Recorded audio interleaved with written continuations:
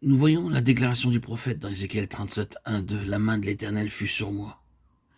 Ici, la main de l'Éternel signifie que Dieu associe son serviteur à son œuvre. Ceci est également vrai de nous. Dieu désire nous associer à ce qu'il fait, car nous sommes ouvriers avec Dieu. 1 Corinthiens 3, 9. Puisque nous travaillons avec Dieu, 2 Corinthiens 6, 1. Le Seigneur donne à son serviteur la vision de l'état des choses, afin qu'il en considère l'importance. Sa constatation est celle d'une situation quasiment impossible, d'un état de mort absolue. Ils étaient fort nombreux, ils étaient complètement secs. Nous voyons également Néhémie arrivant à Jérusalem comme un homme mandaté par Dieu en vue d'accomplir une tâche très lourde. Après quoi, je me levai pendant la nuit avec quelques hommes, sans avoir dit à personne ce que mon Dieu m'avait mis à cœur de faire pour Jérusalem. Néhémie 2,12. La première chose qui lui vint à cœur de faire est rendue par le témoignage qu'il en donne. Je sortis de nuit, considérant les murailles en ruine de Jérusalem, et réfléchissant à ces portes consumées par le feu. Néhémie 2,13. Je montai de nuit, et considérai la muraille. Néhémie 2,15. Le point est donc de voir ce que Dieu voit et comment il voit.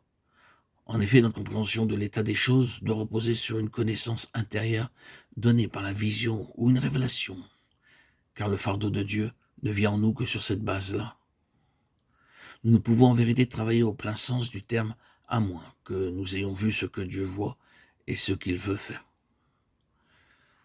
Beaucoup de prières sont très souvent le fait d'une compréhension toute objective des choses, ou des situations, mais ne relèvent pas de la vision donnée par le Seigneur lui-même. Cela ne peut jamais produire de fardeau. Toutes ces situations montrent des impossibilités. Il en est de même en ces jours de la fin où l'état actuel du peuple de Dieu que nous sommes est mis en lumière par le message adressé par le Seigneur à l'Église, qui est à Laodicée, Apocalypse 3, 14 à 19. Cependant, Dieu nous demande d'en considérer l'importance et nous appelle à une totale dépendance concernant son intention de nous faire parvenir au trône, Apocalypse 3, 21. Le Seigneur est celui qui révèle par l'Esprit et réalise par l'Esprit ce qu'il annonce. Ceci nous est montré par la vision du prophète Zacharie, où, après avoir déclaré son intention à son serviteur de maintenir son témoignage sur la terre, le Seigneur dit en somme, « Zacharie, vois-tu cela? Je le réaliserai, ni par la puissance, ni par la force, mais par mon esprit. » Zacharie 4, 6. Ceci est très réconfortant et encourageant pour nous. Ainsi, Dieu nous montre l'état des choses afin de nous introduire dans ce qu'il veut accomplir, en nous employant comme ses collaborateurs dans son œuvre pour laquelle il possède le plan, les méthodes et les ressources. Il ne nous demande rien d'autre que de marcher à ses côtés, lui laissant le soin de tout accomplir.